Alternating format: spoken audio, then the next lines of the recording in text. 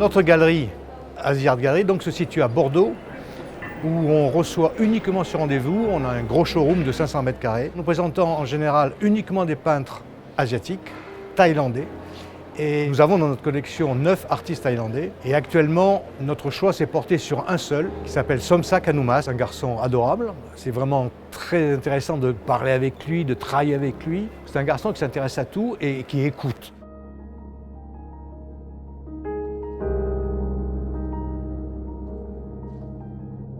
Il y a des grandes galeries en Thaïlande où il y a 200, 300, même jusqu'à 1000 artistes. Et on circulait là-dedans.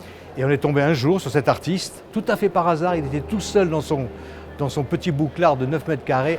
Et il y avait 3 peintures sur ses murs. On est tombé sur quelque chose qu'on n'avait jamais vu, un travail extraordinaire. Et là, on est tombé amoureux.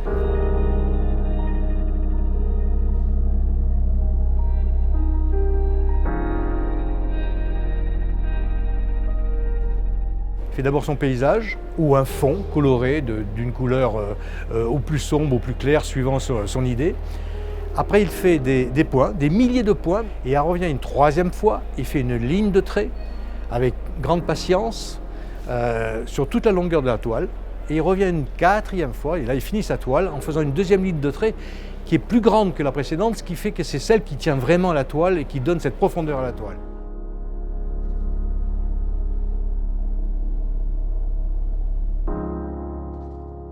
Beaucoup de ces toiles sont des titres d'œuvres de musique, d'artistes très connus, c'est Bertrand, les Beatles, les Rolling Stones, les Doors, etc., parce qu'il peint justement donc avec un casque.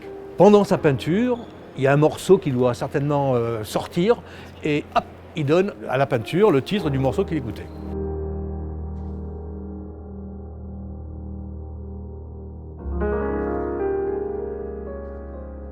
Je vais dire une seule chose que m'a un jour déclaré un grand collectionneur, qui est Bernard Magret à Bordeaux, qui a une fondation, et qui m'a acheté plusieurs toiles d'artistes. Il a dit une phrase qui est extraordinaire: ce garçon a le génie des couleurs. À partir du moment où on a dit ça, tout le reste, c'est de la littérature.